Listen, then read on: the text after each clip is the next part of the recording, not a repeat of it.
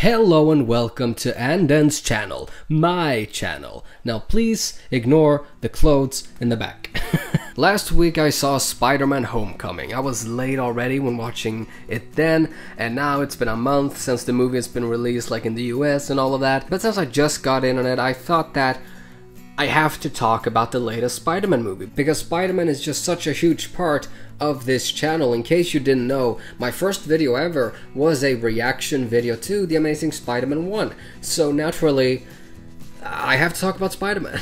And honestly, I gotta say, when I watched the trailer that revealed literally everything, I was honestly like a bit like, I don't know if I'm that excited about Spider-Man. I'm kind of like Spider-Man'd out after the shitfest that was The Amazing Spider-Man 2. But then sitting there and you hear the fucking 60s Spider-Man theme, all of those thoughts just flew right out, and I was just like, fucking Spider-Man. Spider-Man Homecoming is not the best like MCU movie in my opinion, but I loved it.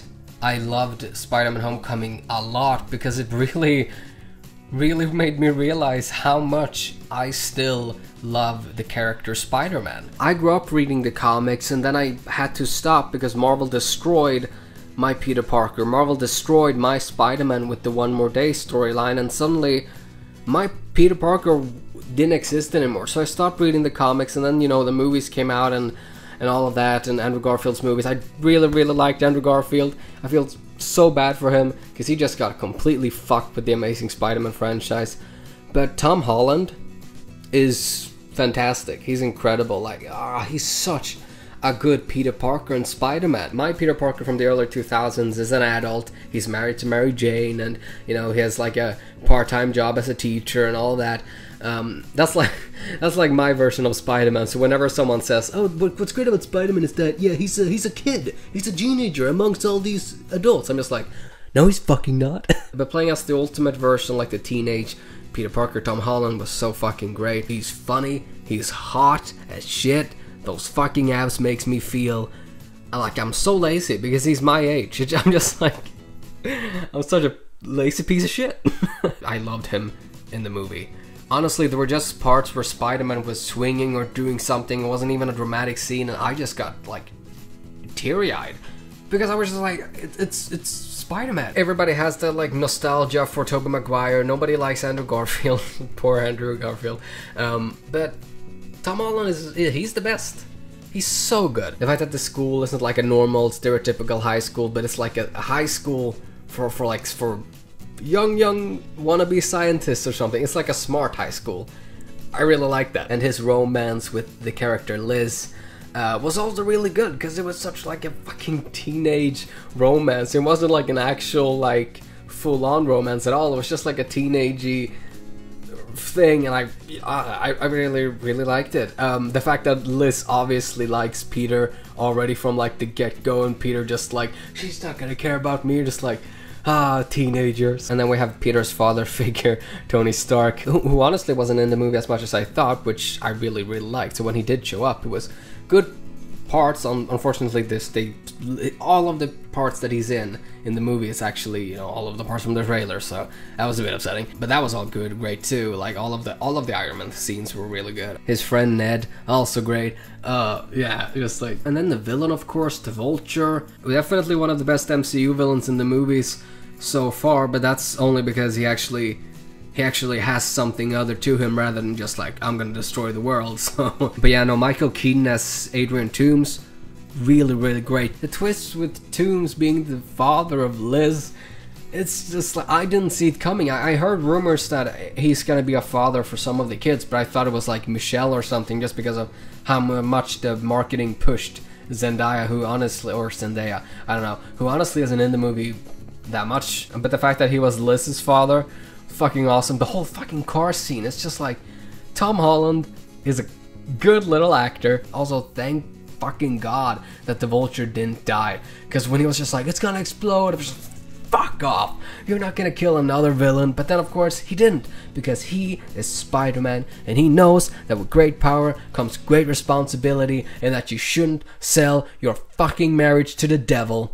That's my Parker. So many fucking funny scenes, so many references, like Miles Morales, the Prowler, like Scorpion, which was a bit too obvious with the tattoo in my taste, just hearing the name. And then Shocker was in it, 2 Shockers. I will say, the only part that I have a problem with is that this is the first Marvel movie property that actually breaks a continuity with the television side. I love the television side a lot, you know, I'm sad whenever the TV side is always ignored, but the fact that they actually broke continuity with it is actually like the first, it's the first time I can actually think of something like that happening, and that is in the beginning when they're all taking the Chitauri technology, the Chitauri like weapons and armor and all of that. In the movie, Toomes' team of workers, they just grab the armor like it's nothing. In the continuity of the Agents of S.H.I.E.L.D. show, we have like firemen who has taken like a Chitauri helmet as a souvenir, and when they went to polish that helmet, a virus from the Chitauri who had the helmet on is spreading, and it's causing people to get like electrical like pulses, and then they like float up in the air and they die. And obviously the writers and everything, they're not gonna watch every episode of Agents of S.H.I.E.L.D., but it's something that I noticed in the first 10 minutes of the movie that I was just like, you just broke continuity and it makes me upset.